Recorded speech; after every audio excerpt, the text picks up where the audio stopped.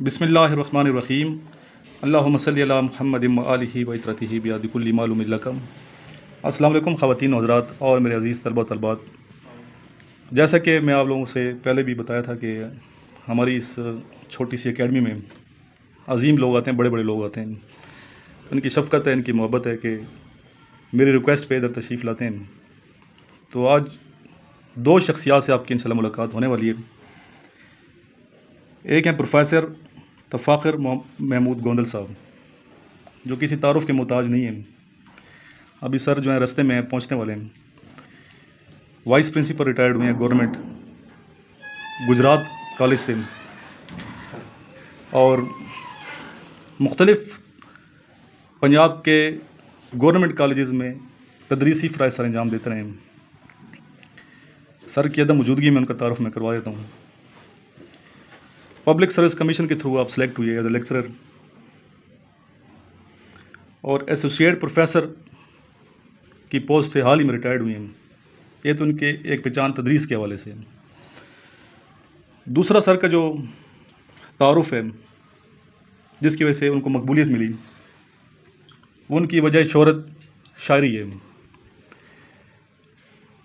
ایک اچھے شاعر نہ صرف غزل گو شاعر ہیں بلکہ نعت کے حوالے سے ایک نام ہے آپ کا، جس طرح احمد ندیم قاسمی صاحب کا ایک نام ہے نعتیہ کلام کے حوالے سے۔ اگر میں یہ کہوں کہ احمد ندیم قاسمی سے کم تر شاعر نہیں ہیں، ان کے پائے کے شاعر ہیں، تو پروفیسر تفاخر محمود گوندل صاحب کے بارے میں کہنا غلط نہ ہوگا۔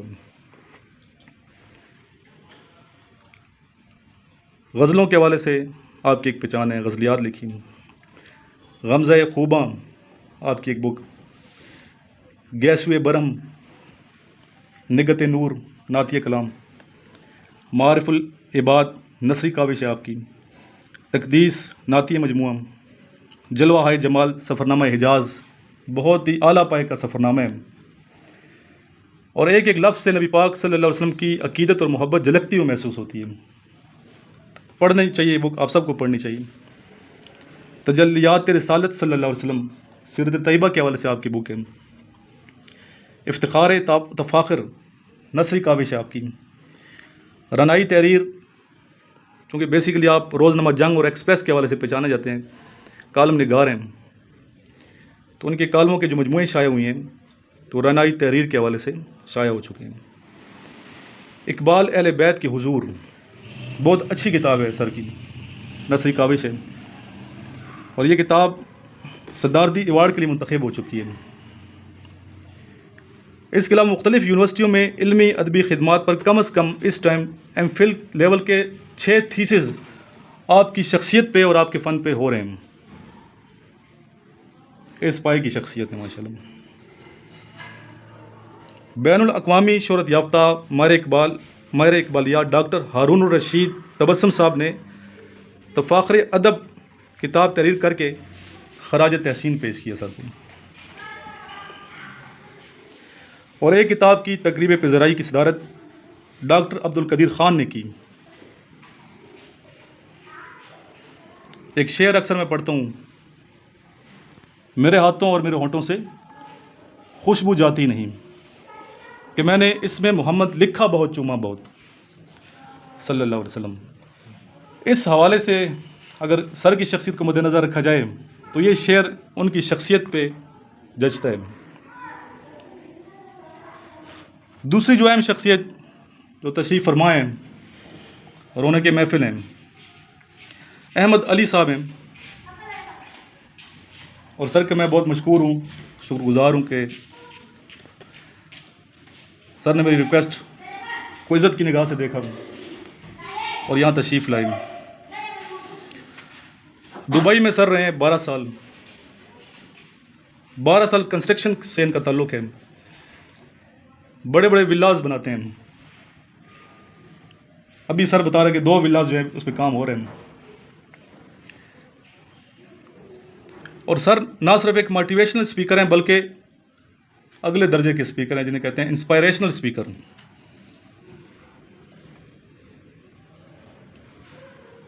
اللہ نے ہمیں جسم دیا ہے، بنائی کی دولت، ہاتھ پاؤں کی دولت، اور باقی جسم کے اعضاء،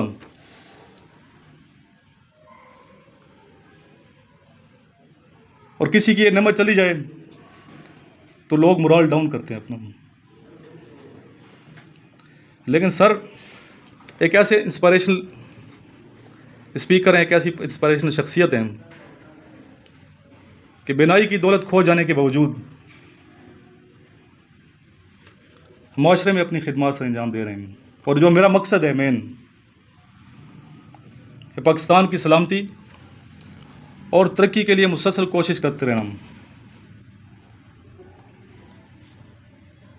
تو اس طرح کی شخصیات سے جب میں ملتا ہوں تو خوشی کا سما ہوتا ہے.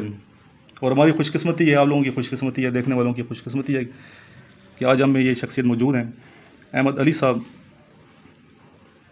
تو سر سے میں ریکویسٹ کروں گا اپنے تجربات سے ہمارے جو طلبہ ہیں، طلبہ و طلبات، ان کے ذہنوں میں ایک نئی روشنی بکھیریں. تو اب میں دعوت گفتگو دوں گا جناب احمد علی صاحب کو. پلیز سر ادھر ہی بیٹھیں. اعوذ باللہ من الشیطان الرجیم. بسم اللہ الرحمن الرحیم. السلام علیکم ورحمۃ اللہ وبرکاتہ. تمام حاضرین کو السلام علیکم ورحمۃ اللہ وبرکاتہ. بسم اللہ الرحمن الرحیم. اللہم صلی وسلم علی محمد وبارک علی سیدنا نبینا محمد وعلی آل محمد. بسم اللہ الرحمن الرحیم. وقل رب زدنی علما رب اشرح لی صدری ویسر لی امری واحلل عقدۃ من لسانی یفقهوا قولی. بسم اللہ الرحمن الرحیم. رب هب لی حکما والحقنی بالصالحین. اعوذ باللہ من الشیطان الرجیم. بسم اللہ الرحمن الرحیم. سب سے پہلے تو میں ذکر کروں گا جس چیز کا اپنے ذات سے ریلیٹڈ کہ الحمدللہ رب العالمین تقریباً 12 سال میں یو اے ای میں دبئی میں اپنا انٹروڈکشن کے طور پہ ایز اے کانٹریکٹر رہا ہوں گورنمنٹ آف دبئی کا. تو بزنس میرا فیلڈ بیسیکلی بزنس ہے جس میں میں شروع سے اٹیچ ہوں الحمدللہ. آفٹر اکیڈمک ایجوکیشن میری اکیڈمک ایجوکیشن جو ہے BCom ہے، بیچلر آف کامرس ہے. اس کے بعد جو پریکٹیکل ایکسپیرینسز ہیں وہ الحمدللہ رب العالمین دنیاوی لحاظ سے جو اپنے ذریعہ معاش کے لیے کہ اپنی فیملی کو، اپنے گھر کو رننگ ٹیک ہوم انکم کے لیے آپ کو کوئی نہ کوئی روزگار کا شعبہ اختیار کرنا پڑتا ہے. تو الحمدللہ میرا جو شعبہ اپنا کامرس سے ہٹ کے تھا کنسٹرکشن، کیونکہ سول کی فیلڈ ہے اس کے ساتھ کوئی اس کا کنیکشن نہیں بنتا. پر الحمدللہ تقریباً 2-3 سال مجھے ایکسپیرینس ادھر لگا سیکھنے میں. شروع میں پروجیکٹس چھوٹے ہم نے کیے، ولاز بنائے گورنمنٹ آف دبئی کے، شیخ زائد ہاؤسنگ پروگرام کے، اور ان ملٹی نیشنل کمپنیز کے ساتھ کام کیا الحمدللہ. بس اس بزنس کے سیٹ اپ میں ہی اللہ تعالیٰ کا فضل ہے تقریباً 8-9 سال میرے الحمدللہ بڑا زبردست ہم نے بزنس بھی کیا. اور دنیاوی اور دینی لحاظ سے تو چلو اللہ عز و جل کا احسان ہے، اتنا زیادہ میرے اس میں اسٹرگل نہیں تھی. بس 2017 میں الحمدللہ بزنس کے ساتھ ساتھ جب میری آنکھوں کا ایشو بنا، ریٹینا کا، بیسیکلی تو میرا کیٹریکٹ کا ایشو تھا، موتیا ریموو ہونا تھا. تو بائی مسٹیک ایکسیڈنٹلی ڈاکٹر سے پیچھے ریٹینا ڈیمیج ہو گیا. تو وہ سرجری ہوئی اس کی، اور سرجری پھر فیلئر ہوگی، وہ سکسیس نہیں ہو سکی، جس کی وجہ سے جو ہے بزنس تو افیکٹ ہوا. اس کے علاوہ میں الحمدللہ اپنا میڈیکلی بھی انفٹ ہو گیا. پر میں نے اللہ کے فضل سے اور اپنا والدہ کی دعاؤں سے اپنا ہمت نہیں ہاری الحمدللہ. آقا کریم علیہ الصلوۃ والسلام کی نسبت کی وجہ سے کہ بیماری ہو یا دکھ ہو، کسی بھی کنڈیشن میں آپ کو ہوپ لیس نہیں ہونا چاہیے. نا امیدی اور مایوسی بیسیکلی یہ کفر کے مترادف ہے. اور الحمدللہ اسی بیماری کے وقت میں نے اللہ کے فضل سے قرآن کریم ترجمے سے اور تفسیر سے پڑھا. ایک آنکھ اس وقت میری اس میں بھی موتیا تھا، کیٹریکٹ تھا، پر اس کے باوجود اللہ عز و جل نے اپنے دین کے ساتھ اٹیچ کرنا تھا. یہ بھی اللہ تعالیٰ کی رحمت ہوتی ہے. بیماری بھی اللہ عز و جل کی طرف سے رحمت ہو. جب انسان اس پیریڈ سے گزر جاتا ہے تو اس کو احساس ہو، یا گزر رہا ہو تو اس کو احساس ہوتا ہے کہ یہ کس کیٹیگری میں جا رہا ہوں ابھی. تو الحمدللہ اللہ تعالیٰ کے فضل سے بزنس اپنی جگہ پہ اور وہ کرتے رہے. اور دوسرے جو دین کا ایجوکیشن ہے وہ میری الحمدللہ اللہ تعالیٰ نے مجھے توفیق عطا فرمائی کہ ذاتی طور پہ میں نے اپنے ایفرٹ پہ وداؤٹ اینی انسٹرکٹر، میرا بیک گراؤنڈ کوئی نہیں تھا کسی مدرسے سے، یونیورسٹی اور کالج سے ہم نے اس طرح کی ایجوکیشن نہیں لی تھی. میں نے تو خود ہی ماشاءاللہ یوٹیوب سے تو چلے کچھ عرصہ اٹیچمنٹ رہا اس، کیونکہ میں آئز کا بھی ایشو تھا، وہ دیکھ بھی نہیں سکتا تھا. قرآن کریم کے لیے میں نے اپنے ساتھ ایک دوست کو اٹینڈنٹ کے طور پہ رکھا کہ سورۃ الفاتحہ سے لے کے سورۃ الناس تک تمام آیات کا 3 سے 4 دفعہ انشاءاللہ ریویژن ہو، اس پہ ایک ایک آیت پہ الحمدللہ بغور مطالعہ کیا جائے، اس پہ غور کیا جائے، فکر کیا جائے کہ اللہ سبحانہ وتعالیٰ نے ہمیں یہ قرآن کریم عطا فرمایا، اس کے اندر کیا فرمایا، اس کی جو ترجمے، اس کے معنی، مفہوم کو اپنی ذات پر امپلیمنٹ کرنے کے لیے اور اپنے بھائیوں تک، بہنوں تک، سب کو پہنچانے کے لیے، پہلے خود انڈرسٹینڈ کرنے کے لیے۔ اللہ تعالیٰ کا فضل ہے، تقریباً 1.5 سے 2 سال کا پیریڈ لگا ہے یہ، اور اس میں ماشاءاللہ الحمدللہ اس میں نے بک بھی لکھی ہے، اس پہ اللہ کا احسان ہے کہ 1800 سے زیادہ آیات ہیں اس میں قرآن کریم کی ڈیفرنٹ ٹاپکس کے اوپر۔ تو الحمدللہ اب آپ کے لیے، کیونکہ آپ مطلب الحمدللہ ابھی زندگی میں انسان کسی بھی سٹیج پہ ہو وہ ہر وقت سٹرگل میں ہوتا ہے، وہ بزنس میں ہو، گھر میں ہو، کاشتکاری کر رہا ہو، کوئی بھی کام ہو، جاب پرسن ہو، ورکنگ وومن ہو یا ہاؤس وومن گھر میں ہو، کوئی بھی لیڈیز کا معاملہ ہو یا ہر بندہ اپنے اپنی جگہ پہ اللہ سبحانہ و تعالیٰ کی، اللہ عز و جل کی طرف سے آزمائش میں ہے۔ پہلی بات تو آپ نے یہ ذہن میں رکھنی کہ یہ آزمائش ہے اللہ عز و جل کی۔ یہ دنیا کو آپ نے جب تک سمجھیں گے نہیں کہ ہم اس دنیا میں آئے کیوں ہیں، اس کا مقصد کیا ہے، اس دنیا میں رہنے کے لیے ہمیں آقا کریم علیہ الصلوۃ والسلام نے کیا تربیت فرمائی ہے، قرآن کریم ہمیں کس ڈائریکشن کی طرف رہنمائی دکھاتا ہے، وہ جب تک آپ اس تھیوری کو، اس حکم کو، اس آرڈر کو نہیں سمجھیں گے، اس وقت تک ہم زندگیوں میں آسانیاں نہیں لا سکتے اپنی۔ جب تک آپ کا ویژن کلیئر نہیں ہوگا ہر لحاظ سے کہ یہ میرا کریشن کا مقصد کیا ہے، میں اس دنیا میں کیوں لایا گیا ہوں۔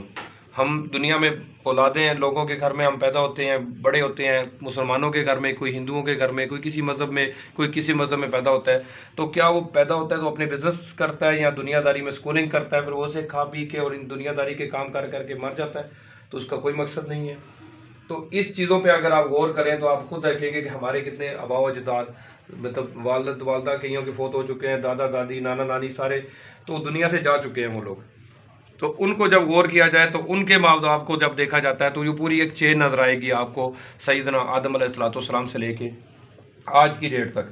تو اسی ٹاپک سے ریلیٹڈ الحمدللہ میں نے ڈیسائیڈ کیا تھا، میں نے کہ سورۃ البقرہ کی آیت نمبر 30 اور سے لے کے آیت نمبر 29 تک ہے، جو قصہ ہے آدم اور ابلیس کے بارے میں، آدم علیہ الصلوۃ والسلام اور ابلیس کے بارے میں، اور اللہ عز و جل کا جو یہ کنورسیشن ہے۔ آپ ماشاءاللہ قرآن کریم جب اٹھائیں گے تو سورۃ البقرہ کی آیت نمبر 30 سے سٹارٹ ہوتا ہے یہ واقعہ، اور 39 تک اس کو آپ ڈیٹیل سے پڑھیں گے۔ اگر اس کو پڑھیں گے تو آپ کو اس میں پوری آپ کو بیک گراؤنڈ پتہ چل جائے گا کہ یہ کیا وجہ ہے، ہم دنیا پہ کیوں آئے ہیں، اس کی ریزنز کیا ہیں۔ بیسیکلی تو اس دنیا میں تھوڑا سا میں انٹروڈکشن کروا دیتا ہوں الحمدللہ، ویسے ماشاءاللہ کافی دوستوں بھائیوں کو سب کو معلوم ہوگا، اس دنیا میں پہلے جنات رہتے تھے، یہ جنات کا مسکن تھا، اور فرشتے اور جنات یہ انسان کی کریشن سے پہلے کی مخلوقات ہیں دونوں، اور اللہ سبحانہ و تعالیٰ کے دربار میں یہ مقربین میں سے تھا ابلیس، یہ چونکہ جنوں میں سے تھا، اور جنوں میں سے ادھر نافرمان جن بھی تھے اور فرما بردار جن بھی تھے، اور اس وقت جنوں میں رسول بھیجے جاتے تھے جب انسان کی کریشن نہیں ہوئی تھی، اللہ سبحانہ و تعالیٰ کے نے وہ انسان کو پیدا ہی نہیں کیا تھا، اس آدم علیہ السلام کا وجود بھی نہیں تھا اس وقت۔ تو تب یہ جو ابلیس ہے جس کو عزازیل بھی کہتے ہیں، اس کا نام عزازیل ہے، ابلیس ہے، جس کو ہم شیطان بیسیکلی سمجھ لیں کہ شیطان کوئی قوم نہیں ہے، کوئی اللہ کی مخلوق نہیں ہے، شیطان بیسیکلی ایک ڈگری ہے، ایک عہدہ ہے، وہ انسانوں کو بھی ملتا ہے اور جنوں کو بھی ملتا ہے، جیسے کہ سورۃ الناس میں آتا ہے کہ من الجنۃ والناس، اور قرآن کریم میں اللہ تعالیٰ نے فرمایا کہ اے نبی صلی اللہ علیہ وسلم، آپ سے پہلے جتنے بھی پیغمبر آئے ان کے دشمن ہم نے شیاطین کو ہی پیدا کیا، کچھ جنوں میں سے اور کچھ انسانوں میں سے۔ اب یہ شیطان بیسیکلی ایک ٹائٹل ہے، یہ کوئی قوم نہیں ہے یا کوئی مخلوق کا نام نہیں ہے۔ آپ کو ہمیں بیک گراؤنڈ سمجھنا پڑے گا اس زندگی کو آسان بنانے کے لیے ہر لحاظ سے۔ جب تک ہمیں بیک گراؤنڈ نہیں سمجھ آئے گا کہ ہماری کریشن کیوں ہے، ہم دنیا پہ کیوں بھیجے گئے ہیں، اس کا مقصد کیا ہے، تب تک ہم آگے زندگی کے معاملات کو پراپر طریقے سے مینیج نہیں کر سکیں گے۔ ہمیں سمجھ نہیں آئے گی ہمیں کہ ہم نے زندگیاں کس نظریے پہ گزارنی تھی اور کس طرح گزار رہے ہیں، اس کو اپنا موڈیفیکیشن کس طرح کرنا ہے، اپنے حساب سے ڈھالنا کیسے ہے اس سانچے میں جس میں نبی علیہ الصلوۃ والسلام چاہتے ہیں، جس طریقے میں اللہ عز و جل نے فرمایا اس طریقے پہ ڈالنے سے پہلے آپ کو اس کا بیک گراؤنڈ پتہ ہونا چاہیے، تو ہمیں پہلے اس کا پتہ لگانا تھا۔ تو سورۃ البقرہ کی آیت نمبر 30 سے لے کے ایک دفعہ یہ واقعہ 6 سے 7 دفعہ ریپیٹ ہوا ہے قرآن کریم میں، آدم علیہ السلام کا اور شیطان کا بات ڈسکشن جو ہوئی ہے یہ، اور اللہ سبحانہ و تعالیٰ کی جب فرشتوں نے جب یہ سٹارٹ ادھر سے ہوتا ہے کہ جب اللہ تعالیٰ نے جب یہ پہلے بیک گراؤنڈ آپ سمجھ لیں کہ ابلیس جو تھا وہ ایک نیک جن تھا، بیسیکلی یہ آگ سے بنی ہوئی مخلوق ہے اور یہ جن تھا اور نیک جن تھا، اور اللہ عز و جل کے دربار میں بڑا مقربین تھا. اور یہ سورۃ الصافات میں بھی آتا ہے اور سورۃ الجن میں بھی ہے کہ یہ پہلے ان کے بیریئرز نہیں تھے، یہ فرسٹ جو پہلا آسمان ہے اس سے اوپر وہ چلے جایا کرتے تھے. اللہ سبحانہ و تعالیٰ کے مجلسوں میں فرشتوں کی مجلسوں میں جا کے بیٹھا کرتے تھے. سورۃ الجن میں بھی اس کے اللہ عز و جل نے ذکر فرمایا کہ یہ پہلے شیاطین اور جن جا کے بیٹھا کرتے تھے اور فرشتوں کی باتیں سنا کرتے تھے کہ اوپر کیا باتیں چل رہی ہیں. تو اب جب نبی علیہ الصلوۃ والسلام کی ذات پاک تشریف لائی ہے اس وقت سے ہمیں اس بیریئر کو کلوز کر دیا گیا. یہاں پہ چوکیدار اللہ نے بٹھا دیے ہیں جو کہ جس کو آپ سٹارز بھی کہتے ہیں، ستارے بھی کہتے ہیں. قرآن کریم میں آتا ہے کہ ستارے شیاطین کے مارنے کا ذریعہ ہیں، کہ ہم نے قریب کے آسمان کو ستاروں سے مزین کیا اور ان کو شیطانوں کے مارنے کا ذریعہ بنایا. اور اللہ سبحانہ تعالیٰ نے ابھی سیکورٹی بٹھا دی ہے، اب کوئی جن اوپر نہیں جا سکتا. پہلے جایا کرتے تھے جب انسان کی کریشن تھی، اس حالانکہ انسان کی کریشن کے بعد بھی چلا جایا کرتے تھے، پر نبی علیہ الصلوۃ والسلام کے بعد وہ پابندی ہو گئی کہ وہ اب اوپر بھی نہیں جا سکتے. اب آپ نے بیک گراؤنڈ سمجھنا اس کا ہمارا اللہ عز و جل کے دربار میں یہ مقربین تھا، اور اسی وجہ سے اس کو یہ اعزاز حاصل تھا کہ یہ جن شیطان جنوں کے ساتھ جو کہ کافر تھے اس وقت ان کے ساتھ لڑتا تھا، یہ مومن جن تھا اور یہ اللہ کے فرشتوں کے لشکر میں جا کے شمار ہو گیا. اپنا گمان کیا کہ میں ہی خلیفہ بنوں گا، کہ فرشتے تو آلریڈی اللہ سبحانہ و تعالیٰ کے دربار میں موجود ہیں، وہ تابع دار ہیں، وہ تو میں ادھر دنیا میں کافی فائٹ کرتا رہا ہوں، عبادت بھی کرتا رہا ہوں، ایک رسول رہا ہوں جنوں کے اندر، ایک بڑی مقام پہ میرا رینک تھا، بڑے عہدہ تھا میرا، تو اب مجھے ہی وہ اعزاز نوازا جائے گا دنیا کے خلیفے کا. تو اس گمان میں اس کے خیال نے اس کو جو ہے وہ اس خوش فہمی میں ڈال دیا کہ میں ہی خلیفہ بنوں گا. اور اللہ سبحانہ و تعالیٰ چونکہ اعلان کر چکے تھے کہ میں نے زمین کا خلیفہ بنانا ہے، تو اسی مومنٹ میں کیونکہ اللہ عز و جل کی ذات وہو العزیز الحکیم ہے، وہو العلیم الحکیم ہے، وہ علم رکھنے والی اور حکمت والی ذات ہے. اس کو اللہ سبحانہ و تعالیٰ کو پتہ چل کہ اپنا علم کے تحت انہوں نے جان لیا کہ یہ نیکسٹ مومنٹ میں اگلے ٹائم پہ کیا کہنے والا ہے. اللہ عز و جل نے بارہ بہت سے مقامات پہ فرمایا کہ شیطان تمہارا کھلا دشمن ہے، اور ایک جگہ پہ فرمایا اللہ عز و جل نے کہ اے آدم کی اولاد، اس ابلیس سے یعنی شیطان سے محفوظ رہنا اور اس کے بہکاوے میں مت آنا. اس نے تمہارے ماں باپ کو بھی بہکا دیا تھا اور ان کو جنت سے نکلوا دیا تھا. یہ قرآن کریم کی آیات ہے. جنت سے نکلوا دیا، اور آپ کو بھی میں نصیحت کرتا ہوں، یعنی ہم لوگوں کو اللہ سبحانہ وتعالیٰ بار بار مقامات پہ یہی فرماتے ہیں کہ اس کو پہچانو، یہ تمہارا کھلا دشمن ہے. بلکہ بعض مقامات پہ اللہ سبحانہ وتعالیٰ نے فرمایا کہ اے نبی صلی اللہ علیہ وسلم ان سے کہہ دیجئے ایمان والوں سے کہ ہمیشہ نہایت اچھی بات کیا کریں، کیونکہ بری باتوں سے شیطان ان کے درمیان فساد مچا دیتا ہے. اب بات یہ اللہ عز و جل کا حکم ہے، ہمیں بیسیکلی یہ محکم آیات کنسیڈر کی جاتی ہے. قرآن کریم کی دو طرح کی آیات ہوتی ہیں ماشاءاللہ، محکمات اور متشابہات.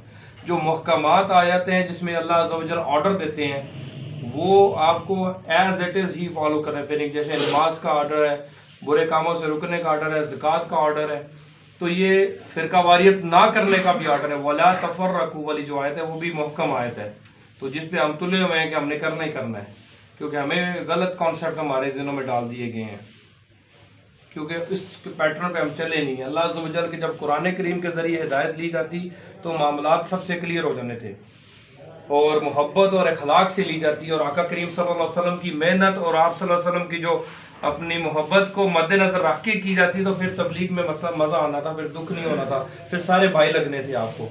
جب آپ دل میں بغض رکھیں گے دوسرے کے بارے میں تو کیسے؟ آپ صلی اللہ علیہ وسلم نے جو ہمیں تربیت دی ہے، ہم تو کافروں کے لیے، غیر مسلموں کے لیے بھی اسی طرح کا جذبہ رکھتے ہیں جو اپنے بچے کے لیے رکھتے ہیں، اپنے گھر والوں کے لیے، کہ یار چلے اللہ کے بندے ہیں، آدم علیہ السلام کی اولاد ہیں، اللہ ان کی بھی خیر کرے، ان کے نصیب میں اگر ہدایت ہے تو اللہ ان کو عطا فرما دے، نہیں تو اللہ پاک کا معاملہ ہے، خود ہی بہتر سمجھانے والے ہیں سب کچھ. کیونکہ وہو اللہ خالق کل شیء وہو علی کل شیء وکیل، اللہ ہر چیز کا پیدا کرنے والا ہے اور ہر چیز کا کارساز وہ خود ہے.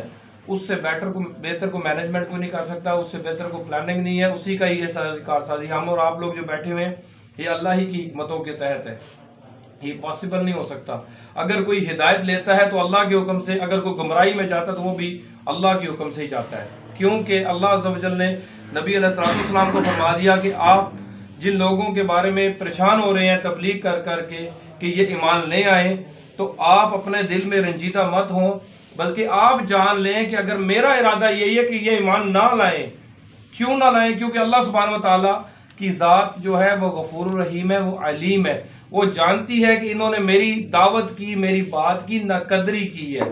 جب میرے نبی صلی اللہ علیہ وسلم نے بات فرمائی کہ میں اللہ کا رسول ہوں، میرے پہ مان لاؤ، تو جنہوں نے پیار سے صدقے دل سے مانا اللہ نے ان کو ایکسیپٹ کر لیا، تو جنہوں نے مذاق بنایا یا اس کی تبلیغ کو نبی صلی اللہ علیہ وسلم کی بات کو قبول نہیں فرمایا تو اللہ نے ان کے دلوں پہ، آنکھوں پہ، کانوں پہ مہر لگا دی۔ اب یہ نہ سمجھیں گے نہ سنیں گے، کیونکہ ان کو اللہ نہیں چاہتا۔ قرآن کریم میں آتا ہے، اللہ تعالیٰ فرماتے ہیں کہ جو اپنی خواہشات کی پیروی کرے گا تو اللہ اس کے پیچھے شیطان لگا دیا کرتے ہیں۔ ایون کہ خالی خواہشات کی پیروی پہ اتنا سخت وارننگز ہیں کہ اللہ عز و جل فرماتے ہیں کہ جو اپنی خواہشات کی پیروی کرے گا تو اللہ عز و جل اس کے پیچھے شیاطین لگا دیا کرتے ہیں، پھر وہی اس کے ساتھی رہتے ہیں۔ اور اللہ تعالیٰ نے فرمایا کہ جو اپنے نبی علیہ السلام کی جو تابعداری ہے اسی میں ہی فلاح ہے، اور اللہ سبحانہ وتعالیٰ کی جو ناشکری کرے گا اور اس معاملات پہ آپ صلی اللہ علیہ وسلم کو اپنا وکیل نہیں سمجھے گا ہر معاملات پہ، تو وہ کامیابی کا راستہ نہیں پا سکتا۔ اور ایمان لانا یا کفر میں جانا یہ کوئی اللہ عز و جل کے معاملات ہیں سارے، اللہ ہی جسے چاہتا ہے ہدایت دیتا ہے اور اللہ ہی جسے چاہتا ہے گمراہ کرتا ہے، کیونکہ اللہ تعالیٰ، کیونکہ شیطان قرآن کریم میں ایک آیت میں نے ماشاءاللہ پڑھی تو اس میں اللہ تعالیٰ شیطان اللہ سے کہتا ہے کہ اللہ کہ آپ کی میں ان آدم کو نہیں چھوڑوں گا، ان سے بدلہ لوں گا، کیونکہ ان کی وجہ سے میں ہوا ذلیل اور آپ نے مجھے گمراہ کر دیا ہے۔ اس نے ایون کے ہٹ کیا اللہ سبحانہ و تعالیٰ کی بات کو کہ آپ نے، ظاہر اللہ نے کیا ہے، اللہ نے اس کے دل کو بند کر دیا نا کہ یہ اس طرف نہیں آئے گا، کلوز کر دیا، میری طرف نہیں آ سکتا، ہدایت کلوز ہے اس کی طرف۔ اللہ سبحانہ و تعالیٰ کی جو باتوں کی ہم نہ شکری اور نہ قدری کریں گے نا تو اللہ ہماری طرف رحمت کے راستے بند کر دیتا ہے کہ یہ بندہ اب میرے نبیوں کی مذاق اڑا رہا ہے، میرے حکم کا اس نے مذاق اڑایا، تو پھر اللہ جو ہے وہ غفار ہے، وہ قہار ہے، لا الہ الا اللہ الواحد القہار ہے، وہ ذات بڑی غفور الرحیم ہے، اللہ صمد ہے، وہ بے نیاز ہے، جب وہ اپنی مرضی پہ آتی ہے تو وہ کسی کو نہیں دیکھتی۔ اتنے بڑے مقام کا جو مالک تھا ابلیس عزازیل، تو اس کو پہلے آپ اس کا بیک گراؤنڈ تو دیکھیں، وہ کدھر سے پہنچا تھا اس مقام پہ، اللہ تعالیٰ نے کتنی دیر لگائی ہے اس کو زمین پہ پھینکتے ہوئے، بلکہ دوزخ میں پھینکنے میں کوئی ٹائم نہیں لگایا۔ تو اسی لیے ہم لوگوں کو ڈر جانا چاہیے۔ اللہ سبحانہ و تعالیٰ نے فرمایا کہ میرے بندے وہی مجھ سے ڈرتے ہیں جو کہ علم رکھتے ہیں۔ اب جس بندے کو علم نہیں ہے وہ کیسے ڈرے گا؟ ایک چھوٹا بچہ ہے، جب اس کو آگ کا علم ہوتا ہے، 2.5-3 سال کے بچے کو یہ آگ جلاتی ہے، پہلے تو جو وہ آگ کو ہاتھ لگائے گا کوئلے کو، تو جب اس کا ہاتھ جلے گا تو پہلے تو اس کو علم نہیں تھا کہ یہ جلائے گا، جب اس کے پاس علم آیا تو اس کو اب وہ ڈر گیا اس چیز سے کہ میں اس کو ہاتھ نہیں لگاؤں گا کیونکہ میرا ہاتھ جلے گا اس سے۔ تو جو اللہ سبحانہ و تعالیٰ سے ڈرتے ہیں وہی، جو علم رکھتے ہیں وہی ڈرتے ہیں۔ ابلیس بیسیکلی عابد تو تھا، عبادت گزار بھی تھا، فائٹر بھی تھا بہت بڑا، پر اس میں علم کے لحاظ سے بھی یہ نافرمانی اور تکبر تو آ ہی گیا۔ پر اللہ سبحانہ و تعالیٰ کے حضور کسی کی کچھ نہیں چلتی اس لیول پہ۔ ہمیں اسی لیے بزرگوں نے، بڑے بڑے اولیاء کرام پاکستان کے بھی، انہوں نے یہی فرمایا کہ جو سلطان پور رحمۃ اللہ علیہ تھے وہ کہتے تھے نا، عدل کریں تھے تھر تھر کمن اچیاں شانہ والے ہو، تجھے فضل کریں تھے بخشے جاون میرے ورگے منہ کالے۔ وہ انہوں نے اس لیے کہہ دیا کہ اگر اللہ عز و جل اپنے عدل پہ آئے تو پھر عزازیل جیسے بندے اور بڑے بڑے نوح علیہ السلام جیسے نبی، بڑے یونس علیہ السلام جیسے نبی جب دل میں گمان کرتے ہیں، ہم لوگ پوری دل سے دعا نہیں مانگتے۔ یونس علیہ السلام کی مسٹیک کیا ہے کہ انہوں نے پورے دل سے دعا نہیں مانگی۔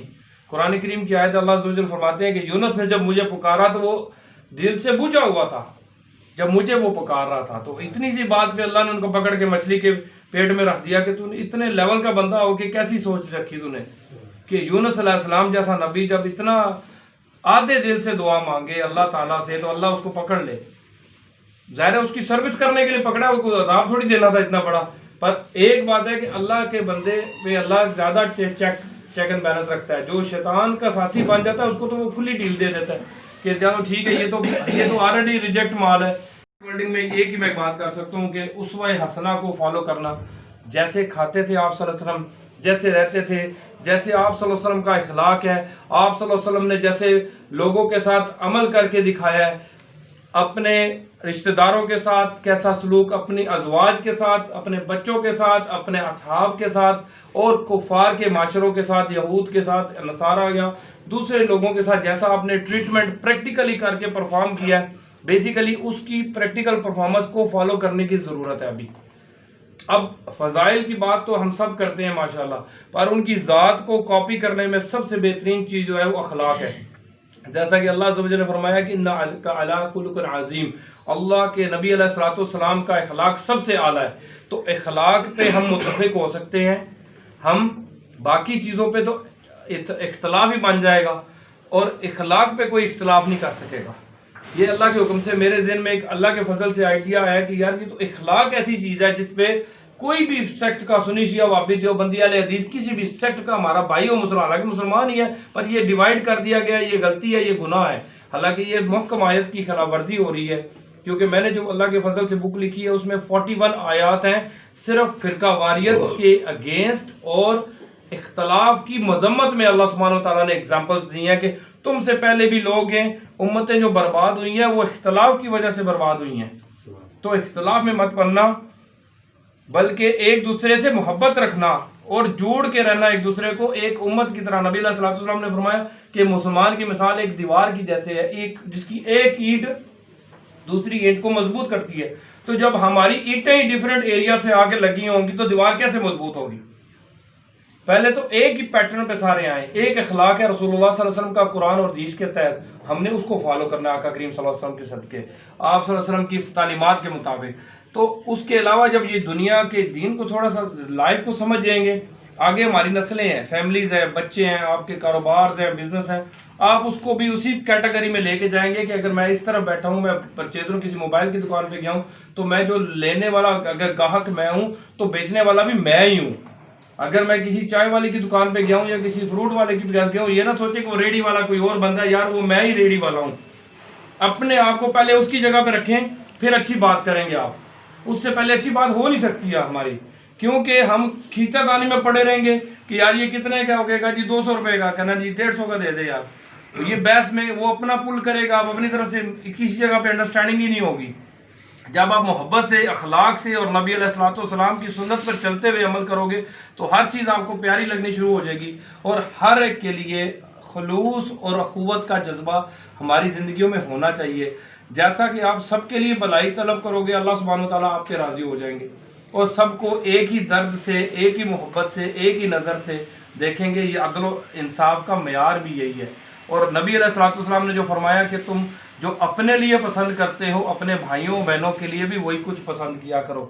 تو کیا ہم اپنے لیے برائی پسند کرتے ہیں؟ نہیں. تو پھر دوسرے کے لیے کیوں پسند کر لیتے ہیں؟ کیا ہم اپنے لیے نقصان پسند کرتے ہیں؟ نہیں پسند کرتے. تو دوسرے کے لیے کیوں پسند کرتے ہیں کہ دوسرا نقصان ہوتا ہے تو وہ اس کا ہیڈک ہے، میرا نہیں ہے.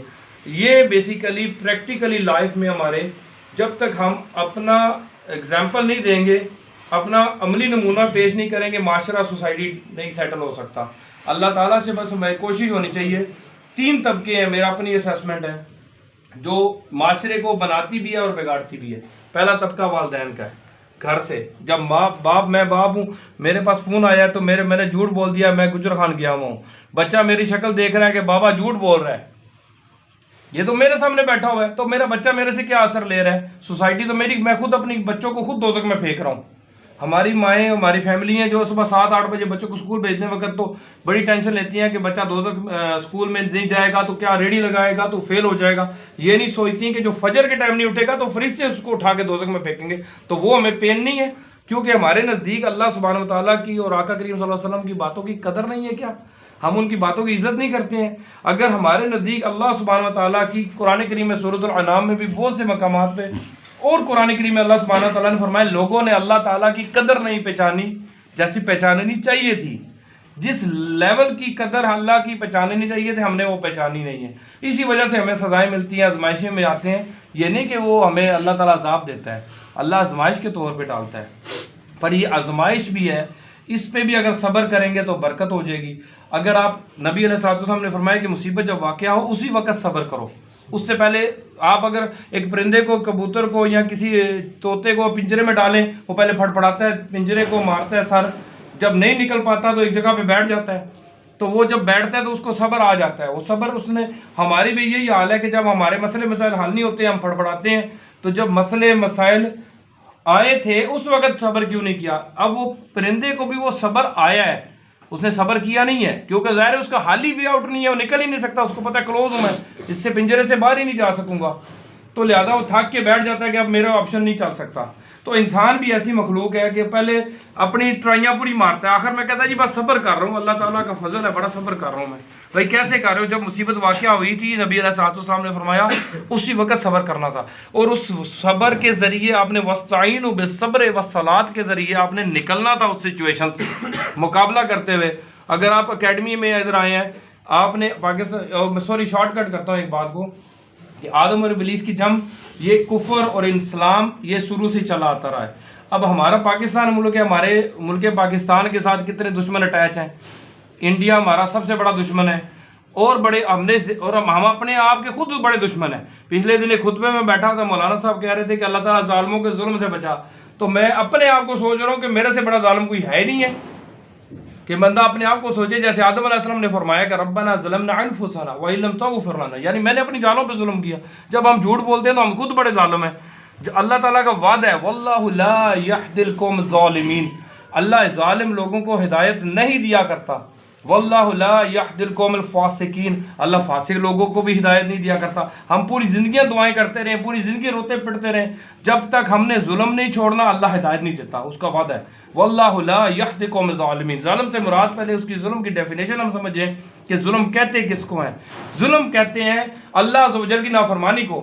تو اس کا حل ایک ہی ہے، ظلم تو نہیں رک سکتا انسان سے، کیونکہ نفس بھی ہے، شیطان بھی ہے، انسان کے تین دشمن میں نے الحمدللہ اس میں ڈسکرائب اللہ کے حکم سے اللہ نے توفیق دی کہ انسان کے تین دشمن ہیں، پہلے شیطان، اب نفس، اور دوسرا نفس امارہ، تیسرا انسان خود اپنا دشمن ہے جس کی میں جس کو کہتے ہیں۔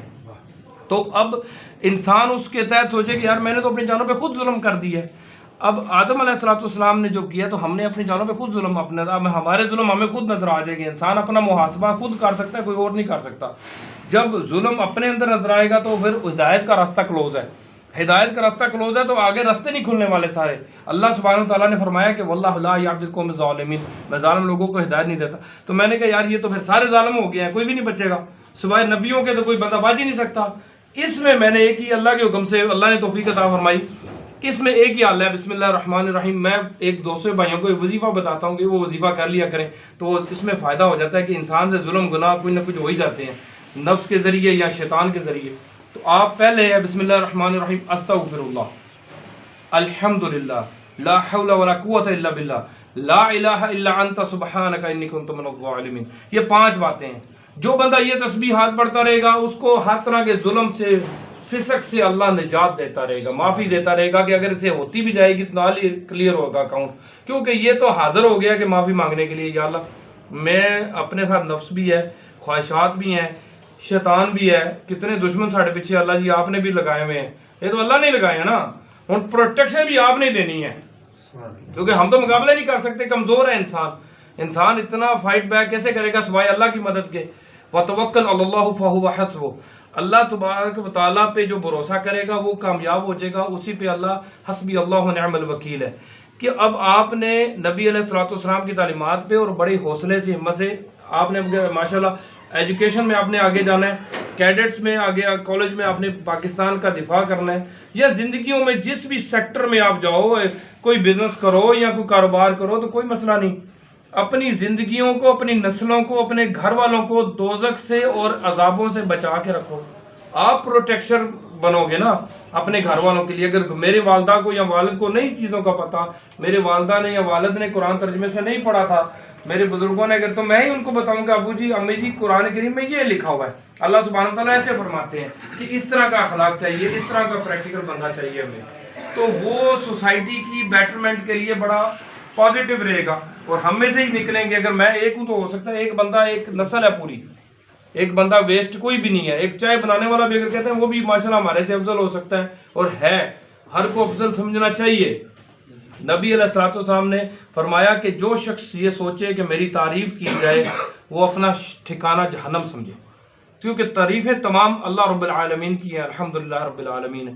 بہرحال اللہ تعالیٰ سے دعا ہے اللہ مجھے آپ کو سب کو آقا کریم علیہ الصلوۃ والسلام کا صحیح عاشق رسول بنانے کی توفیق عطا، بننے کی توفیق عطا فرمائے، ہماری زندگیوں میں آسانیاں فرمائے، ہماری زندگیوں میں اپنی رحمتیں اور برکتیں عطا فرمائے، ہماری دینی دنیاوی ہر طرح کی مشکلات اپنی رحمت اور فضل سے حل فرمائے اللہ عز و جل، اور اللہ تعالیٰ سب کی ہر طرح کے معاملات میں اپنی خصوص سے، اپنے ناموں کی برکت سے، اپنے انبیاء کی برکت سے، ان کے وسیلے سے، اپنے فضل سے، اپنی رحمت سے رہنمائی فرمائے، اور ہمیں علم کی دولت سے نوازے، عمل کی دولت سے نوازے، اور صراط مستقیم پہ چلاتے ہوئے ہمیں موت عطا فرمائے، اور اس موت کے ذریعے ہم تاکہ آپ اللہ عز و جل کے دربار میں حاضر ہو سکیں، تاکہ ہمیں دنیا اور آخرت کی کامیابیاں، اور نبی علیہ الصلوۃ والسلام کی وہ دعا کبھی نہ بھولیے گا، ربنا آتنا فی الدنیا حسنہ وفی الآخرۃ حسنہ وقنا عذاب النار۔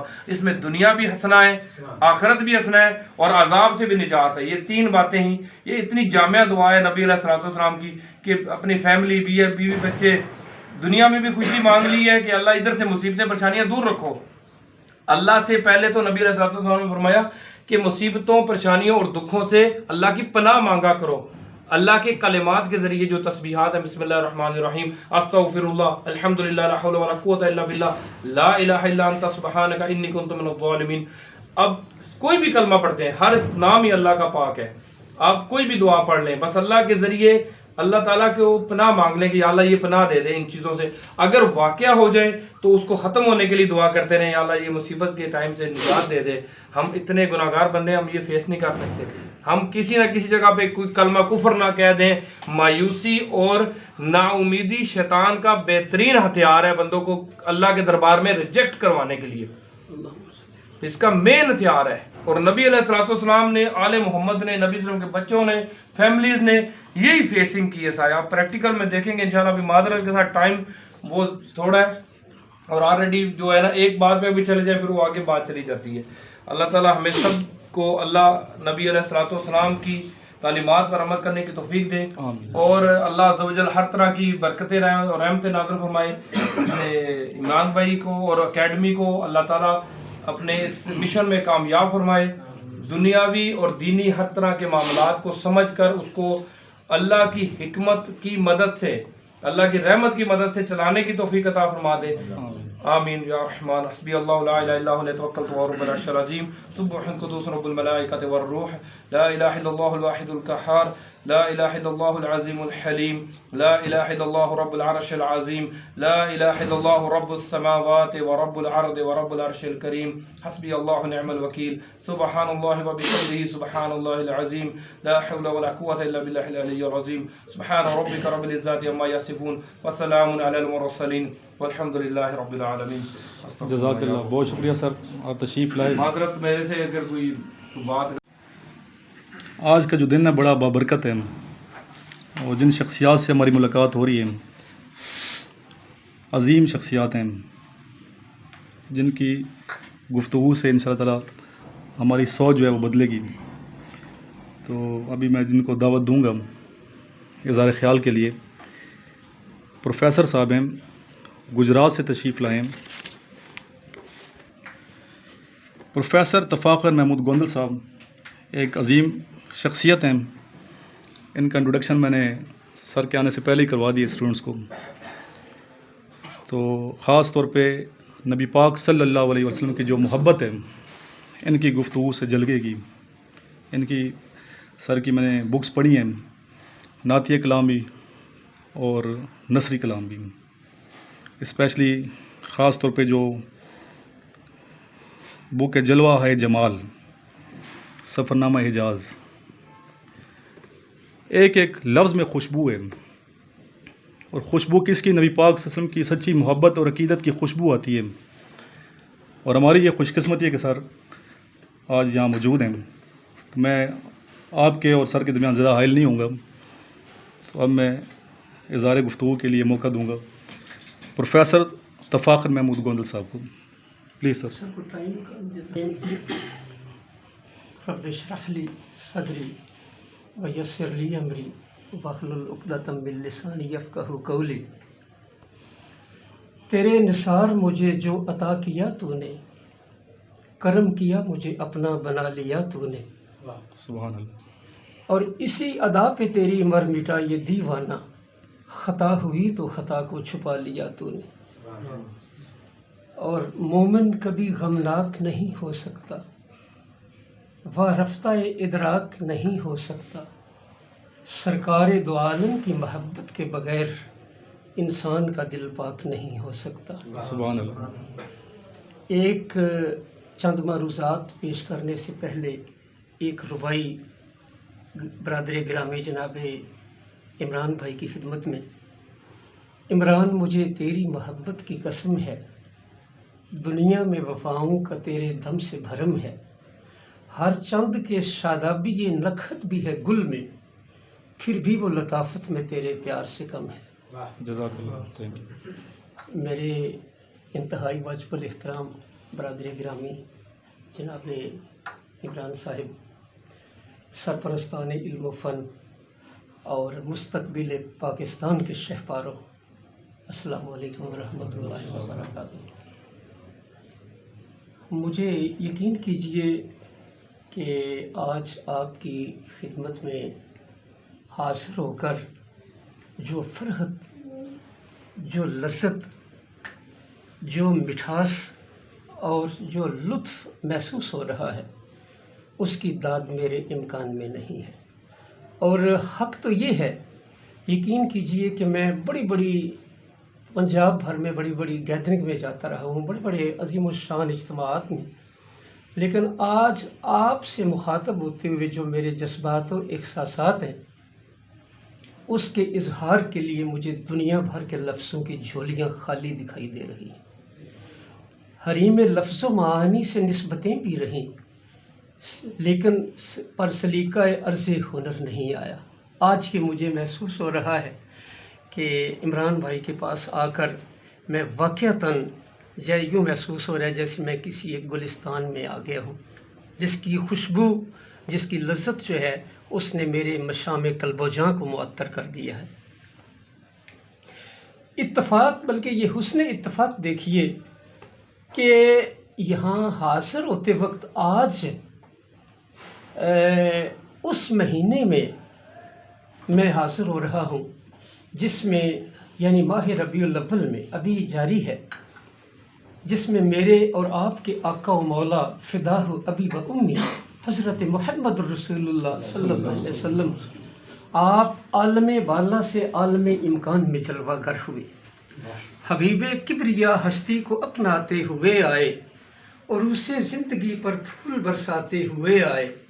انہیں کیا بوئے گل کو ساتھ لانے کی ضرورت تھی، وہ اپنی سانس سے ہر شے کو مہکاتے ہوئے آئے، اور ولادت کی خبر جس وقت پہنچی آسمانوں پر، فرشتے پرچم اسلام لہراتے ہوئے آئے۔ ماشاءاللہ، سبحان اللہ۔ تو آپ کی زلفوں میں واللیل کی رانائی، آپ کے چہرے پہ والضحیٰ کی زیبائی، عرش اعظم جس کا تمنائی، اللہ نے جس کے شہر کی قسم کھائی، جس کی آنکھیں کبھی مکہ ہو تو مدینہ کا نقشہ بتائیں، مدینہ ہو تو فارس و شام کے محلات نظر آئیں، جس کے پاؤں کبھی ادھر کبھی ادھر، کبھی یہاں کبھی وہاں، کبھی کونین میں اور کبھی کوسین میں، اور جس کے نور ہدایت کی قندیل کبھی صداقت صدیق، کبھی سطوت فاروق، کبھی حیائے عثمان، کبھی بصیرت مرتضیٰ، کبھی غیرت زینب، اور کبھی خون شہدائے کربلا کی رنگینی بن کر طوفانوں کا مذاق اڑاتی ہوئی انسانیت کو راستہ دکھاتی رہی۔ کیا پوچھتے ہو گرمیے بازار مصطفیٰ، خود بک رہے ہیں آ کے خریدار مصطفیٰ، اور پھیلا ہوا ہے چاروں طرف دامن نگاہ، ارے لٹ رہی ہے دولت دیدار مصطفیٰ۔ سبحان اللہ۔ میں یہ گلہ عقیدت آقا و مولا کی بارگاہ اقدس پناہ میں پیش کرنے کے بعد جو بات آپ سے عزیز طلباء کرنا چاہ رہا تھا، چونکہ آپ مستقبل پاکستان کے شہبارے آپ کو کہتا ہوں، چند حقائق، چونکہ یہ ایک حسن اتفاق میں نے اس لیے کہا کہ حضور سرور کائنات کی ولادت باسعادت بھی اسی ماہ مقدس میں ہوئی، اور آپ کے ایک عاشق رسول جن کی رگ رگ میں عشق رسول بسا ہوا تھا، جن کی ہر سانس سے عشق رسول کی خوشبو آتی تھی، حضرت علامہ اقبال رحمۃ اللہ علیہ کا آج یوم ولادت بھی ہے، آپ کو پتہ ہے نا؟ تو میں اس حوالے سے ان کی ارشادات کی روشنی میں ایک دو چند معروضات آپ کی خدمت میں پیش کرنے کے بعد پھر میں آپ سے اجازت چاہوں گا۔ حضرت علامہ اقبال، میں نے الحمدللہ میں دوسری مرتبہ جس وقت میں حاضر آیا، میرا بیٹا بھی اب میں اسے چھوڑ کر جا رہا ہوں، حاضر ہوا تو میں ایک آئندہ یعنی 2 ہفتے کے بعد آیا تو آپ سب کے لیے ایک بک جو ہے نا آپ کی خدمت میں پیش کرنے کے لیے میں انشاءاللہ دوں گا۔ اقبال اہل بیت کے اصول میری ایک کتاب ہے، اس کو اس مرتبہ الحمدللہ صدارتی ایوارڈ کے لیے اس کا انتخاب کر لیا گیا ہے۔ بس یہ اس کی عطا اور اس کی عنایت ہے، ورنہ من عالم کے مندان۔ حضرت علامہ اقبال رحمۃ اللہ علیہ کی شخصیت، چونکہ 9 نومبر ہے، میں اس کی روشنی میں چند آپ کے لیے رہنما اصول آپ کے سامنے رکھ کے اجازت چاہوں گا۔ حضرت علامہ اقبال رحمۃ اللہ علیہ کی شخصیت، آپ کی تعلیمات، آپ کی فکر اور آپ کا ذکر یا آپ نے جو کچھ پیش کیا، وہ حقیقت یہ ہے کہ اتنا بے کران، اتنا لامحدود اور اتنا اس میں وسعت پائی جاتی ہے کہ بڑے بڑے مفکر جو ہیں، بڑے بڑے جو انسان اہل علم جو ہیں، اہل فن جو ہیں، میرے خیال میں طلوع آفتاب قیامت تک بھی اس میں غوطہ زنی کرتے رہیں تو بھی فکر اقبال کے میں وہ سب کوئی بھی نہیں کہے گا کہ ہم نے سب کچھ چن لیا ہے۔ میرے خیال میں ابھی اس کے اندر ثنائی کے ادب سے میں نے غواصی نہ کی، ورنہ ابھی اس بحر میں باقی ہیں لاکھوں لؤلؤے لالا، اس میں ابھی بہت سے لاکھوں لؤلؤے لالا موجود رہیں گے۔ تو لیکن ان کی شخصیت کا، حضرت علامہ اقبال رحمۃ اللہ علیہ کی شخصیت کا سب سے خوبصورت پہلو جس سے میں متاثر رہا ہوں وہ جذبہ عشق رسول ہے۔ اس پہ بہت زیادہ اہل فن نے اظہار خیال کیا ہے۔ میں پچھلے دنوں پڑھ رہا تھا کہ سید نذیر نیازی مرحوم کہتے ہیں کہ وہ ان کے ہم اثر تھے، اکثر علامہ کی بارگاہ اقدس پر میں حاضر ہوا کرتے، کہتے ہیں کہ میں ایک بار نا حضرت علامہ کی بارگاہ اقدس پر میں گیا، میں جس کمرے میں وہ تشریف فرما تھے وہاں میں باہر بھی چند قدم باہر ہی کھڑا تھا، تو وہاں سے میں نے کچھ رونے کی آواز سنی، ہچکیاں آنے کی۔ تو تجھے تو ناز تھا ضبط غم درد محبت پر، یہ آنسو آج کیوں بے چین ہو کر نکلتے۔ تو حضرت علامہ اقبال رحمۃ اللہ، وہ سید نذیر نیازی مرحوم کہتے ہیں کہ میں باہر کھڑا ہو گیا، چند ثانیے میں نے انتظار کیا، پھر میں نے دیکھا کہ حضرت علامہ عالم استغراق میں بیٹھے ہوئے ہیں اور آپ کے گوشہ ہے چشم سے آنسو ڈھلک رہے ہیں۔ تو میں نے جس وقت میں آرام سے پیچھے ان کے پاس بیٹھ گیا، میں نے جس وقت آپ کو ذرا خاطر تسکین خاطر ہوا، آپ ذرا ٹھہراؤ آیا طبیعت میں، تو میں نے عرض کیا دست بستہ کہ حضرت علامہ آج کیا بات ہے کہ آپ اتنے بےتاب مضطرب اور آپ کی آنکھوں سے آنسو رواں ہیں اور ہچکیاں لے کر آپ رو رہے ہیں۔ تو حضرت علامہ رحمۃ اللہ علیہ نے چشم ناز اوپر اٹھائی تو آپ کے ارشاد فرمایا، نذیر نیازی آج مجھے یقین کیجئے کہ آمنہ کے در یتیم آقا و مولا فدا ہو ابی و امی حضرت محمد رسول اللہ کی آج بہت یاد آ رہی ہے۔ فرمایا بیا اے ہم نفس باہم بنا لیم، منا تو کشتہ شان جمالیم، دو حرف پر مراد دل بگویم، بپائے خواجہ چشمہ را بمالیم۔ فرمایا نذیر نیازی آؤ ہم دونوں مل کر آہوزاری کریں اور اپنی آنکھوں کو آقا کے طلبوں مبارک سے ملیں تاکہ ہمارے دل کو کچھ تسکین حاصل ہو جائے۔ تو یہ یعنی آپ کی رگ رگ میں اس طرح عشق رسول بسا ہوا تھا۔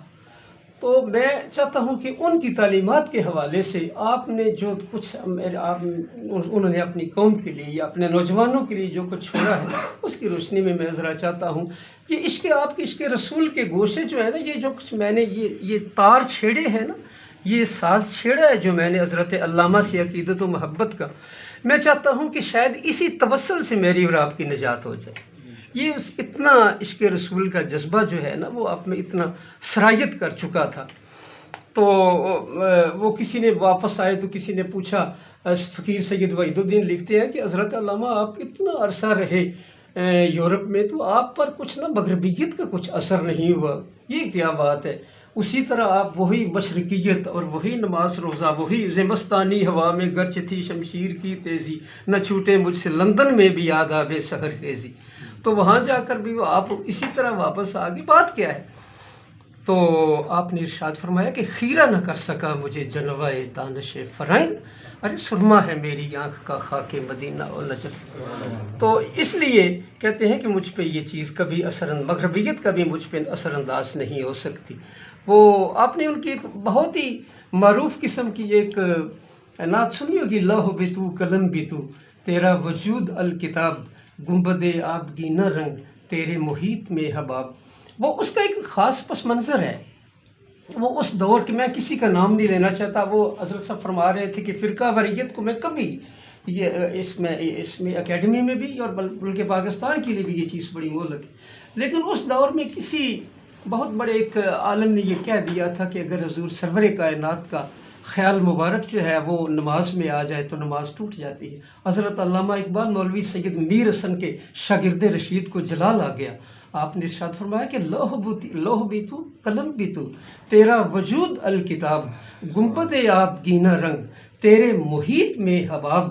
شوق اگر تیرا نہ ہو میری نماز کا امام، میرا قیام بھی حجاب، میرا سجود بھی حجاب، اور تیری نگاہ ناز سے دونوں مراد پا گئے. عقل لگایا وہ جستجو، عشق حضور و اضطراب. یہ تھا آپ کا جذبہ رسول. آپ نے کتنا مثبت جواب دیا. آپ میں توحید، رسالت، اور پھر قرآن پاک، اور پھر اس کے بعد مشاہیر سے محبت، اور پھر اس کے بعد اپنے ملک پاکستان سے محبت، یہ چار چیزیں، ان میں صرف چند جملے آپ کی خدمت میں پیش کر کے پھر میں آپ سے اجازت چاہوں گا. پھر نہ جانے ملاقات ہو یا نہ ہو، جانا بھی اگر چاہا تیری بزم سے اٹھ کر، محسوس ہوا پاؤں میں زنجیر پڑی ہے. تو صورتحال کچھ یہ ہے کہ حضرت علامہ اقبال رحمۃ اللہ علیہ جس وقت نا پی ایچ ڈی کرنے کے لیے چند واقعات کی روشنی میں تاکہ آپ کی دلچسپی برقرار رہے، حضرت علامہ پی ایچ ڈی کے لیے جرمنی تشریف لے گئے. آپ کے شیڈیول میں ایک یہ بھی تھا کہ میں اس وقت کے یورپ کے سب سے بڑے جو عالم جبر کے بادشاہ جو ہیں، جن کے ذہن میں ڈکٹیٹرشپ سمائی ہوئی تھی، میں مسولینی سے ضرور ملنا چاہوں گا. فقیر سید وحید الدین لکھتے ہیں کہ وہ جس وقت حضرت علامہ اسپیشل ان کو ملنے کے لیے روم تشریف لے گئے، تو جس وقت نا حضرت علامہ اس کو جس کمرے میں مسولینی بیٹھا ہوا تھا داخل ہوئے، تو آپ نے جا کر اس سے اس طرح سلام لیا.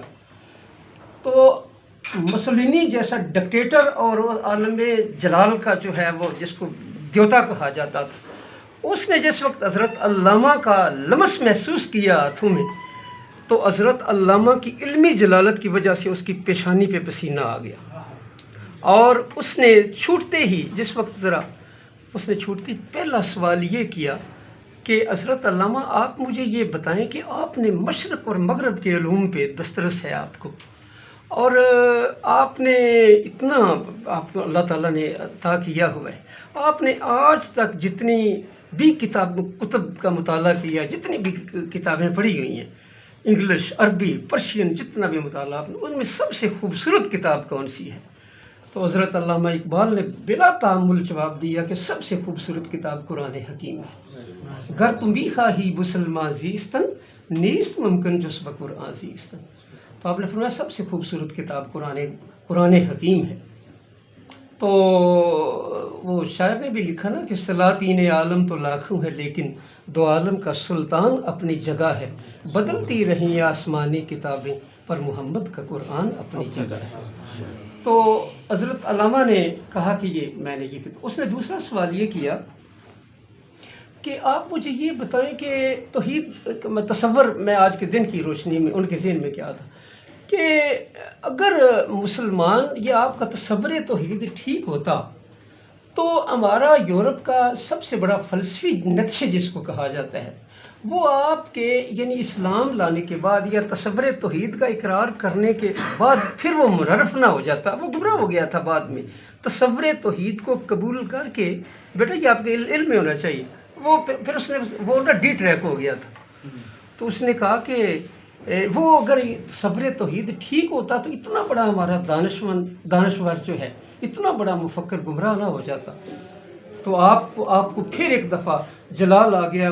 صوفی نور محمد، شیخ نور محمد کہ فرزند ارجمند جو ہیں ان کے چہرے پہ جلال فقر و استغنا رقص کرنے لگا۔ آپ نے ارشاد فرمایا کہ خودی کو کر بلند اتنا کہ ہر تقدیر سے پہلے خدا بندے سے خود پوچھے بتا تیری رضا کیا ہے، اور اگر ہوتا وہ مجذوب فرنگی اس زمانے میں تو اقبال اس کو سمجھاتا مقام کبریا کیا ہے۔ تو میں تو اس کو تصور توحید کا یہ تصور لیتا ہوں کہ کاش نقشے میرے دور میں ہوتا تو میں اس کو مولوی سید میر حسن کا شاگرد رشید اس کو بتاتا کہ تصور توحید کیا ہے یا حقیقت کبریا کیا چیز ہوتی ہے۔ اس نے پھر یہ تیسرا سوال یہ کویسچن کیا، سید نذیر نیاسی لکھتے ہیں تیسرا کویسچن اس نے کیا کہ آپ اپنے نبی کے ساتھ کی محبت میں کچھ غلو سے کام نہیں لیتے، یعنی آپ حادث نہیں بڑھ جاتے اس عقیدت میں؟ حضرت علامہ اقبال ایک بار پھر عالم وجد میں آ گئے اور اس عالم وجدان میں آپ نے ارشاد فرمایا کہ تم عقیدت کی بات کرتے ہو، میں کہتا ہوں محبت اس نگاہش پائیدار است، سلوکش عشق و مستی را عیار است، مقامش عبدہ آمد ولیکن ارے جہان شوق را پروردگار است۔ ویسے تو یہ ہے کہ آپ کا مقام عبدہ ہے، لیکن آپ عقیدت کے میدان کے بادشاہ کو پروردگار تسلیم کرتے ہیں، یعنی یہ حضور سرور کائنات کے ساتھ آپ کی عقیدت، آپ کے ساتھ آپ کی محبت کا عالم یہ تھا۔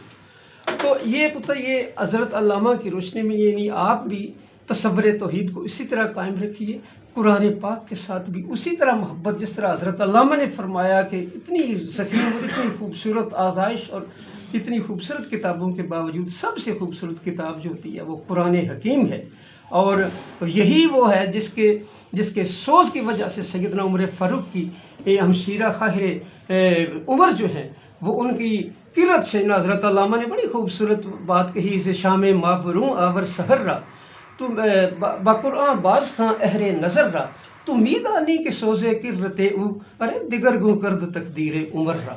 فرمایا کہ اس کی قرت جو ہوتی ہے یہ تو انسان کے اندر اتنی ہلچل بپا کر دیتی ہے کہ حضرت عمر فاروق جیسا صاحب سطوت انسان جو ہوتا ہے وہ بھی کلمہ شریف کی جانب مائل ہو جاتا ہے اور بارگاہ رسالت میں پہنچ جاتا ہے۔ تو یہ ہے قرآن کے ساتھ محبت۔ پتر ایک چیز میں آپ کے سامنے ضرور رکھنا چاہوں گا حضرت علامہ صاحب کی، اگر آپ اجازت دیں تو موجودہ دور میں ایک چیز پتر اہل مغرب جو ہے نا وہ مسلمانوں کے جذبات و احساسات کو انڈر ایسٹیمیٹ کرنے کے لیے کہ کیا یہ اپنے آقا و مولا کے بارے میں یہ ان کا کیا فلسفہ ہے یا کتنا برداشت کر سکتے ہیں، یہ وقفے کے ساتھ وہ نا ہمارے وجدان کو یا ہماری عقیدت کو یعنی ٹھوکر لگانے کی کوشش کرتے ہیں، کبھی خاکے بناتے ہیں، کبھی کچھ کرتے ہیں۔ اس بار تو ساری یہ تو فرقہ واریت سے بالا تر ہے نا سر چیز، یہ آپ کے ساتھ عقیدت محبت جو ہوتی ہے نا، یہ تو وہ خواجہ عابد النظامی مرحوم نے فرمایا تھا کہ ایک عشق مصطفیٰ ہے اگر ہو سکے نصیب، ورنہ درا ہی کیا ہے جہان خراب میں۔ تو اس سے بڑی چیز بھی گئے کہ انسان کا بڑا احساسہ کیا ہو سکتا ہے، یہ اس کائنات کی بہاریں تو رونقیں تو ہیں آقا آپ کی شان کے صدقے، اس کی کلیاں تو ہیں آپ کی شان کے صدقے، اگر آپ کی شان بڑھتی ہے تو مومن کا ایمان بڑھتا نظر آتا ہے۔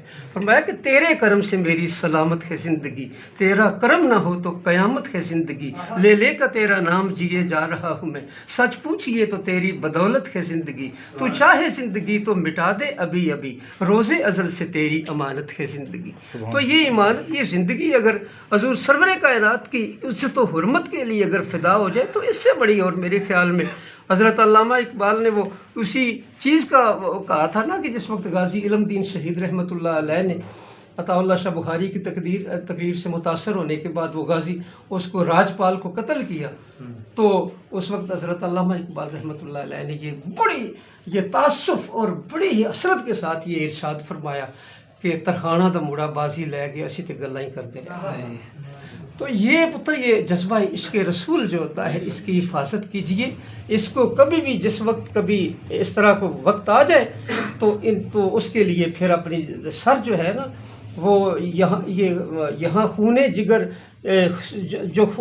سیراب یہ گلشن سے قطرائے، جواں مردوں پہ ایسی زندگی الزام ہوتی ہے، یہ وہ سر ہے جو کٹ سکتا ہے لیکن جھک نہیں سکتا، یہاں باطل کی ایک ایک آرزو ناکام ہوتی۔ تو یہ پتر اس کی جذبہ عشق رسول کی حفاظت کیجئے، اور یہ ملک پاکستان کے ساتھ محبت کا جذبہ پیدا کیجیے. اس کی ضرورت ملک پاکستان کے ساتھ محبت کا جذبہ، اس کی پتر اس وقت بہت تحد نظر شعلے ہی شعلے ہیں چمن میں، پھولوں کے نگہبان سے کچھ بھول ہوئی ہے. یہ چیزیں جو ہے نا میرا بیٹا، یہ ہمیں ملک پاکستان کے ساتھ اندر سازشیں باہر سازشیں بحرینی قوتیں نہیں چاہتی کہ یہ پھول پھل سکے یا اس پہ بہار اور بن سکے مسلمانوں کے لیے. اللہ تعالیٰ اس کی تا قیامت حفاظت فرمائے. قائد اعظم رحمۃ اللہ علیہ کی شخصیت آپ کی اس کو اجاگر کرنے کے لیے پتر دن رات ان کی شخصیت کا مطالعہ کیجیے. ان کا وہ تمہاری یاد میں جلسہ کوئی آباد کرتا ہے، بیاں کوئی تمہارے عزم کی روداد کرتا ہے. اگر مل جائیں قائد اے دعائے مغفرت تم کو، تو کہہ دینا کہ پاکستان تم کو یاد کرتا ہے. تو پاکستان کے ساتھ پتر محبت کا جذبہ، قائد اعظم رحمۃ اللہ علیہ کے ساتھ عقیدت و محبت کا جذبہ پیدا کیجیے. یہ بہت بڑا ہمارا سرمایہ ہے. اور حضرت علامہ اقبال رحمۃ اللہ علیہ کے ساتھ ان آپ کے افکار کے ساتھ محبت کی، اس کو پھیلانے کی کوئی، اس کو پڑھیے ضرور. آج 9 نومبر بھی ہے. اور پھر ایک اور چیز کہ اپنے اندر پتر ذوق جستجو پیدا کیجیے. یہ الیکٹرانک میڈیا جو ہے نا، ایک چیز میں آپ سے بڑی درد مندانہ ایک ریکویسٹ کرنا چاہتا ہوں. الیکٹرانک میڈیا جو ہے، اس نے کتاب کے ساتھ محبت جو ہے نا، اس کا جذبہ اس سرد کر دیا ہے. ہمارے اندر پتر یہ ورق گردانی اور قلم اور کرتاس کی حرمت کا احساس جو ہے نا، وہ اب مفقود ہو گیا پتر. کتاب کے ساتھ پتر محبت پیدا کیجیے.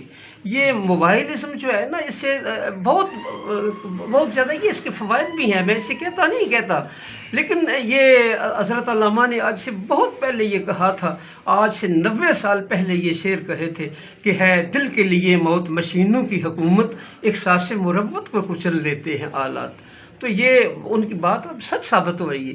یہ الیکٹرانک میڈیا جو ہے، اس نے کتاب کے ساتھ محبت کا جذبہ ماند پڑ گیا ہے. اسے ہمارے پتر کتاب کے ساتھ محبت پیدا کیجیے اور قلم اور کرتاس کی حرمت کو برقرار رکھنے کی کوشش کیجیے. ذوق جستجو جس کو کہا جاتا ہے، وہ شاعر نے کہا نا کہ اتنا ذوق جستجو پیدا کریں، کئی بار ڈوبے کئی بار ابھرے، کئی بار طوفان میں چکر لگائے، تمہارے تخیل میں ایسا ڈبویا، بہت کوششیں کی ابھرنے نہ پائے. خبردار اے دل مقام ادب ہے، کہیں بادہ نوشی پہ دھبا نہ آئے. کئی بار طوفان سے ٹکرائی کشتی، کئی بار ٹکرا کے ساحل پہ آئے. تلاش طلب میں وہ لذت ملی ہے، دعا کر رہا ہوں کہ منزل نہ آئے. تو یہ پتر ذوق جستجو میں کہ انسان جو ہے وہ آگے بڑھتا چلا جائے. اسی لیے یہ میں حضرت علامہ کے چند افکار یہ میں نے آپ کو ریپیٹ کرنے لگا ہوں کہ توحید، رسالت، اور پھر نظریہ پاکستان، اور پھر اس کے بعد مشاہیر پاکستان، مشاہیر اسلام کے ساتھ محبت پیدا کیجیے، کتابوں کے ساتھ محبت پیدا کیجیے. اور سب سے بڑھ کر یہ کہ موجودہ دور میں جو ایک لہر بدتمیزی کی اٹھی ہوئی ہے، اس کو روکنے کے لیے پتر اپنے وسائل صرف کیجیے، اپنے قلم کے ساتھ، اپنے خیالات اور افکار کے ذریعے اس کو. یہ جو یورپ والے بار بار ہمیں جھنجھوڑتے ہیں کہ مسلمانوں میں پتہ نہیں عقیدت کا جذبہ کتنا رہ گیا ہے، ان کو پتہ نہیں ہے کہ ابھی تک ہماری رگوں میں غازی علم الدین شہید کا خون دوڑ رہا ہے. اور یہ ابھی تک میرے خیال میں شاید یہ اللہ کے فضل و کرم سے یہ جذبہ ماند پڑ بھی نہیں سکتا جب تک ریا میں گونج، بادل میں گرج، طوفان میں کڑک، شب میں تاریکی، صبح میں اجالا، چاندنی میں جالا، فضا میں سناٹا، ہوا میں خراٹا، بھول میں مہک، بلبل میں چہک، سبزے میں لہک، زمین میں تپش اور سورج میں کشش موجود ہے، تپش موجود ہے. اس وقت تک اللہ کے فضل و کرم سے یہ جذبہ کبھی ماند نہیں پڑ سکتا. اللہ کے فضل و کرم سے اللہ مجھے اور آپ کو ان تعلیمات پر عمل پیرا ہونے کی اجازت دے. پھر انشاءاللہ یار زندہ صحبت باقی. میرے قلم کی نوائیں سلام کہتی ہیں، دھڑکتے دل کی صدائیں سلام کہتی ہیں. تیرے لیے یہ عقیدت کے پھول حاضر ہیں، قبول کر کے وفائیں سلام کہتی ہیں. وما توفیقی الا باللہ. جزاک اللہ صاحب، بہت شکریہ. میرے ہاتھوں اور میرے ہونٹوں سے خوشبو جاتی نہیں کہ میں نے اس میں محمد صلی اللہ علیہ وسلم لکھا بہت، چوما بہت شکر گزار ہوں پروفیسر صاحب کا، احمد بھائی کا کہ تشریف لائے ہیں. آخر میں آقا نامدار سرور کائنات حضرت محمد مصطفیٰ صلی اللہ علیہ وسلم کی شان اقدس میں میرے ساتھ مل کے درود شریف پڑھ لیجیے. اللہم صلی علی محمد وعلی آل محمد کما صلیت علی ابراہیم وعلی آل ابراہیم انک حمید مجید. اللہم بارک علی محمد وعلی آل محمد کما بارکت علی ابراہیم وعلی آل ابراہیم انک حمید مجید.